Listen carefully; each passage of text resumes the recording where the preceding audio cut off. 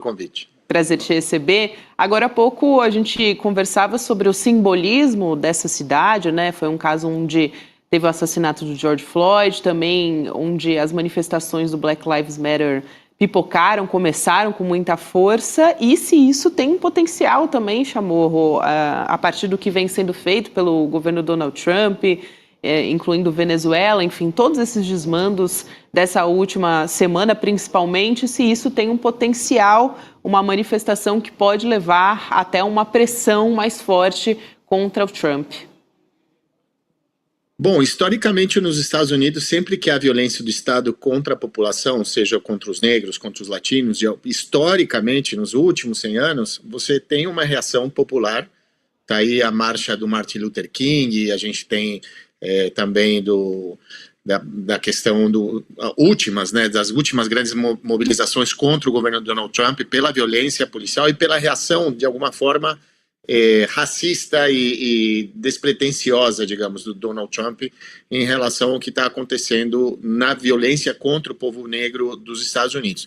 Agora, ainda o Donald Trump, apesar de ter um desgaste em alguns setores migrantes, há uma aprovação, de maneira geral, por aqueles votantes do Donald Trump, ele está um pouco consolidado. Ainda a votação que ele poderia disputar, né, para a eleição agora nas intermediárias, essas eleições para o parlamento dos Estados Unidos, ele pode ser prejudicado sim e perder espaço e força em alguns setores específicos. Porém, o sequestro do Nicolás Maduro, ele ajuda a consolidar a força do Donald Trump com os setores migrantes latinos.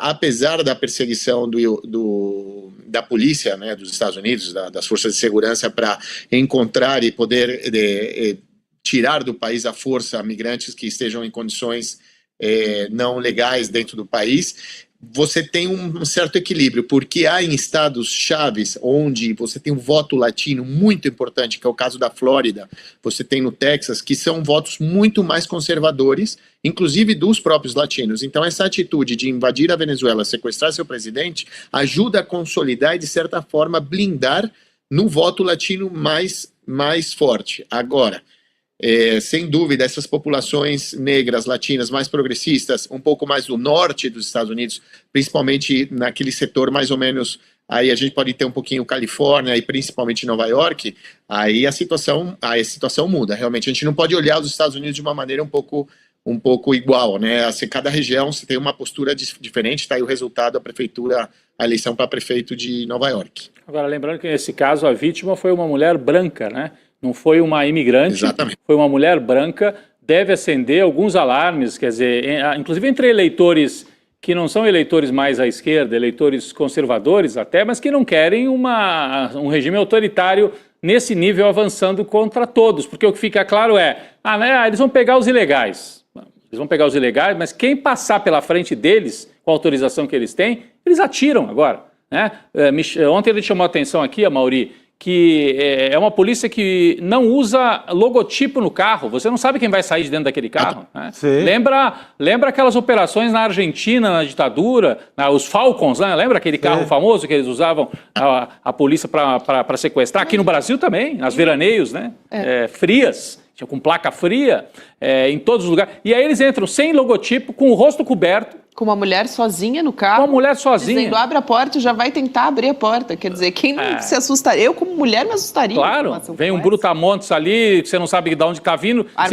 Armado. E aí a mulher tentou desviar e foi morta. Então, você não acha que pode haver alguma mobilização junto à população? Eu não estou falando das chamadas minorias, dos latinos, dos afrodescendentes, mas também do eleitor médio, vamos dizer assim, aquele do meio do caminho, que não é trampista radical. Você acha que a essa altura o Trump está mais forte ou está mais fraco? E o que pode significar esse... que são as duas coisas, né? Você estava tentando fazer uma leitura das duas coisas. O sequestro do Maduro ajuda, de um lado, o Trump, por absurdo que possa parecer para nós, mas, de outro lado, essa mobilização contra a violência também pode assustar algum outro tipo de eleitor, né? Tudo depende do desempenho da economia dos Estados Unidos. A população dos Estados Unidos é muito influenciada por se a inflação está controlada, se eu tenho trabalho, se eu consigo me endividar mais e se eu tenho uma percepção de que a economia está crescendo. Se a economia está crescendo nos Estados Unidos, Não me importa se morre branco, morre negro, homem, mulher, judeu, se bombardeia a Síria, se invade Venezuela. A população americana, estadunidense, perdão, ela funciona muito em torno dessa situação econômica. O Biden, ele teve um grave problema econômico durante a sua gestão, e aí sem contar a barbeiragem do Partido Democrata de ter lançado uma pessoa que tinha já problemas cognitivos, né? Isso não faz nenhum sentido. Obviamente ia perder a eleição, e aí a Kamala foi uma tentativa de remendo que não deu certo. Porém, a situação econômica dos Estados Unidos, ela também não é que está tão boa nesse sentido. E se a economia não melhorar e o Trump não conseguir rapidamente entregar algo econômico na macroeconomia que as pessoas sintam, através dessas medidas, né? Porque ele fala, estou pegando o petróleo da Venezuela, estou invadindo a Venezuela, estou expulsando os migrantes, eu vou pegar a Groenlândia, eu sou agressivo contra a China, mas aí se a situação econômica do país estiver ótima, beleza, está justificado. Agora, se apesar de tudo que eu estou fazendo, e além de assassinar uma mulher branca, porque é bem colocado, a instituição que assassinou essa pessoa é a instituição que é uma espécie de uma Gestapo, né, contra os latinos, que procura, eles chamam de redadas, né, para caçar latinos por todos os Estados Unidos. Eu tenho, por parte de pai, grande parte da minha família mora nos Estados Unidos, todos há muitos anos, já legalizados. Tem uma parte da família que é estadunidense, nativa mesmo, mas a situação é um pânico. Você tem as ruas de Nova York, por exemplo, tem bastante família que mora lá, durante muito tempo vazias, porque a grande parte da população, e mesmo que seja latina e não tenha problemas legais, prefere não estar na rua, prefere não sair, justamente pelo medo de ser perseguido. Então, há uma sensação complexa nesse sentido. Agora, se a economia, como eu te disse, se a economia vai bem, tudo pode ser justificado para o estadunidense, inclusive porque as matrizes informativas dentro do país ajudam a ponderar, digamos, né, as posições que, de repente, possam ser um abuso ou, de alguma maneira, cruzar essa linha de direitos humanos, que para os Estados Unidos é uma coisa bem peculiar, né? Bem hipócrita. Tendo Guantánamo, eles estão preocupados com direitos humanos na Venezuela. Aliás, só para complementar informações sobre a história, Chico, há uma preocupação ali das autoridades de Minnesota também, porque o Departamento de Apreensão Criminal de Minnesota, que é uma agência estadual de investigação forense, foi barrado dessas investigações sobre o assassinato dessa mulher, porque o FBI entrou na investigação e eles comunicaram que os funcionários estavam retirados imediatamente do trabalho a partir da entrada. Era como se tirasse a Secretaria de Segurança Pública de um Estado brasileiro e federalizassem o caso, é isso, né, Gabi? Exatamente. Exato. Então existe essa preocupação. Inclusive porque o crime foi cometido por uma agência federal. Né? Então ele se transforma num crime federal. Mas a gente tem que também levar em consideração o seguinte, já é o terceiro estado que ameaça se levantar contra o governo Trump, né? Vamos lembrar, Califórnia, a gente também tem o sul dos Estados Unidos, que decidiram, de alguma maneira, atuar contrariando as leis, a Constituição, digamos, convocando a Guarda Nacional e as próprias polícias se enfrentarem, porque nos Estados Unidos, a diferença do Brasil, existe uma polícia que responde ao prefeito, né? Existe uma polícia que responde ao Estado, existe uma polícia que responde ao governo federal dos Estados Unidos. E essas polícias, dependendo do tipo de crime, cada uma tem uma área de atuação específica. Agora, você pode ou não também convocar a defesa do Estado, já que é uma federação. Então, há algumas contradições. Por exemplo, cada Estado tem um tipo de legislação sobre a questão do porte de arma. Você pode ter uma cidade que é a favor do porte de arma e na fronteira dessa cidade, você cruza a rua, o outro município não pode ter porte de arma. Então, essa federalização, digamos, né, dessa aplicação da lei no território, ela ajuda também a tensionar de alguma forma. Por quê? Porque ela permite uma certa autonomia dos governos estaduais em enfrentar o Donald Trump, inclusive usando a força do Estado, da defesa do Estado, porque supostamente eles não estão de acordo com algum tipo de decisão e isso se resolve na Suprema Corte. O Tim Walz, o governador Tim Walz, né, que é o governador de Minnesota, a cidade é Minneapolis, o estado Minnesota, né? A gente se atrapalha às vezes com isso aqui no Brasil. Mas o governador disse que se continuasse do jeito que estava, ele podia pegar as tropas da Guarda Nacional sob chefia dele, porque é estranho, é Guarda Nacional, mas tem um pedaço que fica acantonado lá em Minnesota que ele comanda. Ele falou, se continuar assim, eu vou pegar a Guarda Nacional aqui de Minnesota para bater de frente com os agentes do ICE. É isso que o Chamorro está chamando a atenção. Aí você levaria um confronto... Quase uma guerra civil, né? Que é uma coisa que o Airbag vem alertando, né? Há bastante tempo aqui no ICL também. Isso, e vamos lembrar que isso já aconteceu, inclusive, no Texas, né? Há uma situação de tensão, mas há uma questão de...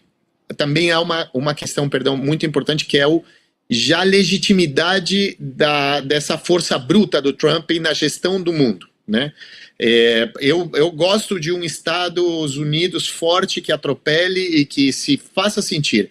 Porém, existe nos Estados Unidos a hipocrisia de fazer de conta que é por conta da liberdade, da democracia e da defesa da nossa soberania.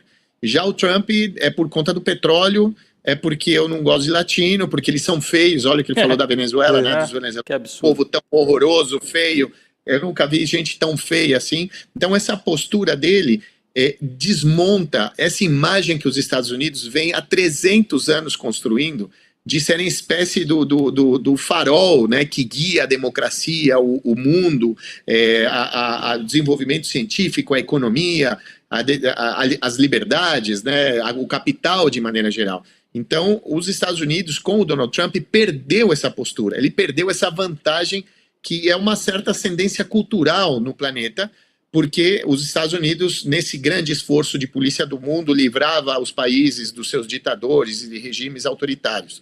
Então, o Donald Trump faz com que os Estados Unidos olhem essa narrativa no espelho. Então, fala, mas pera lá, aqui, então, eu tenho um serviço que persegue migrantes, que precisa, de alguma forma, isso é importante, precisa de muito apoio dos municípios. Há uma variável importante. Quem tem a lista de migrantes ou não migrantes é o município, não é o governo federal. Então, o registro no município, muitas cidades convidaram, as cidades mais, governos mais fascistas, convidaram o ICE e entregaram informação e falaram, olha, aqui a gente sabe que tem imigrantes ilegais. Então, eles começaram a fazer, inclusive, é uma tragédia, a fingir que iam dar o visto para os migrantes. Eles estavam esperando casamentos, batizados, invadindo escolas. Isso eu te falo não só porque as notícias quase não saíram, mas a minha família, eu estou te falando porque são realidades que aconteceram, que não a minha família não passou por isso, mas vizinhos, amigos, né, conhecidos, de alguma forma passaram por esse tipo de coisa. E esse tipo de ação acontece pela conivência e participação direta de prefeitos e prefeitas.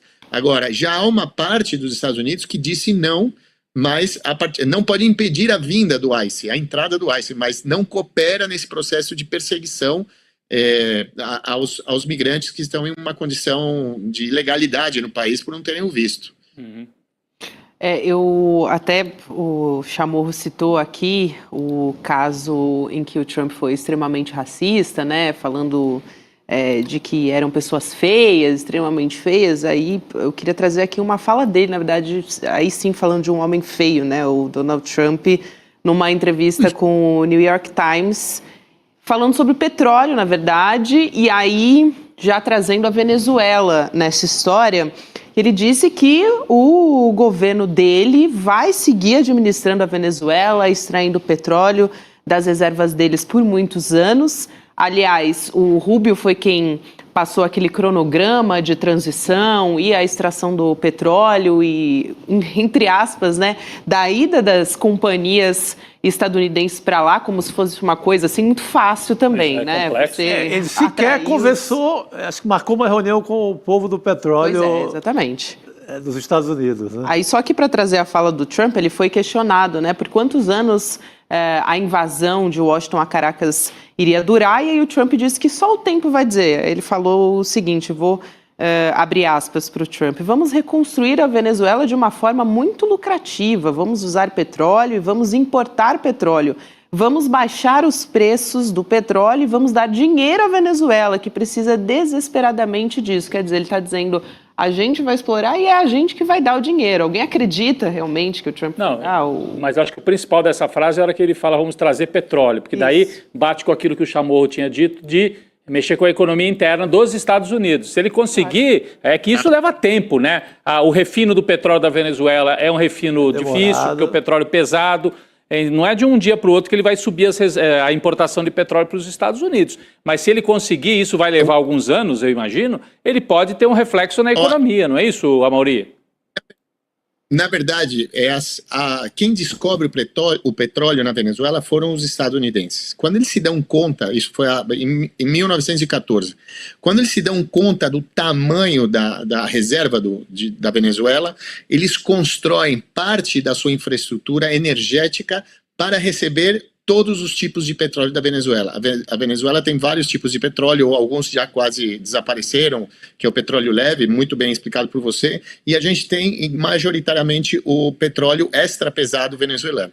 Porém, as termoelétricas, para gerar energia elétrica, o asfalto dos Estados Unidos é feito com o petróleo da Venezuela. Você tem a infraestrutura de produção das refinarias para gasolina de avião, de caminhão, ou seja, a estrutura energética dos Estados Unidos ela é preparada para receber esse óleo venezuelano, que tem, além de você já ter a infraestrutura preparada para isso, você está a 3 semanas de navio. É muito perto, é diferente de 45 dias para que um barco saia da Arábia Saudita com petróleo e chegue nos Estados Unidos. Então, os Estados Unidos têm essa necessidade de controlar uma reserva petroleira importante. Os Estados Unidos é um grande produtor de petróleo, porém o tipo de petróleo dos Estados Unidos, majoritariamente, é do fracking. Então, um petróleo, primeiro, muito caro de se produzir. Então, se qualquer variável do preço do barril do petróleo já inviabiliza a produção do fracking. E, segundo, um custo ambiental incalculável. Então, o petróleo venezuelano é perfeito para eles.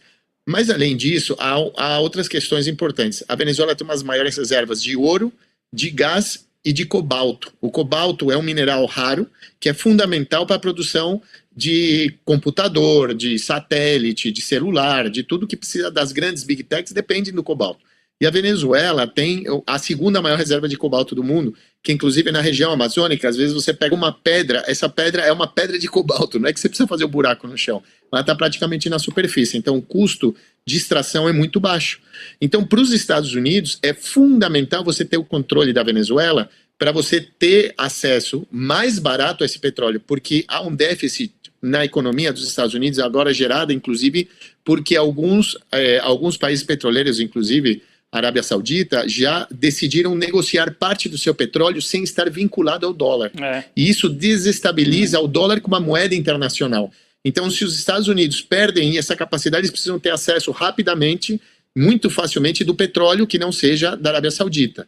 Então, esse domínio para os Estados Unidos é fundamental. E o que eles estão pressionando é que a Venezuela venda mais barato o petróleo em relação ao que se vende no mercado internacional.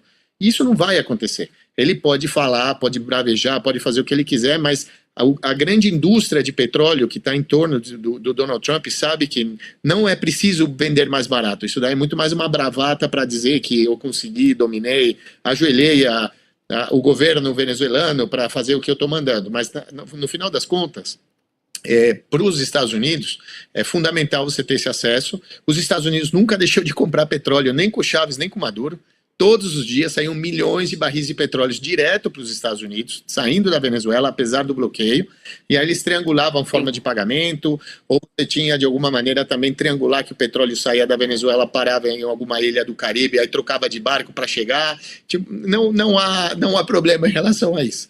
Mas os Estados Unidos dependem da sua economia, assim, neste momento, que é um momento de debilitamento, inclusive geopolítico dos Estados Unidos no mundo, de ter o controle absoluto da maior reserva de petróleo do planeta, que é a Venezuela. Com certeza. Chamorro, excelente sua explicação aqui, muito didática também, trazendo muito conhecimento aqui pra gente no N2. Um prazer te receber. Um abraço. Obrigado, Amaury. Obrigado. Obrigado. Para mim é sempre uma honra estar aqui com vocês, um prazer enorme, sempre à disposição. Abraço, até mais.